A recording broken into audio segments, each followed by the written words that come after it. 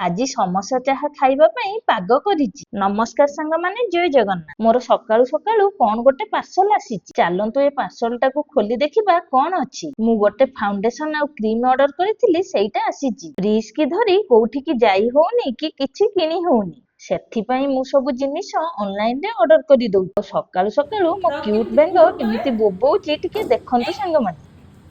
କେମିତି ବୋବାଏ?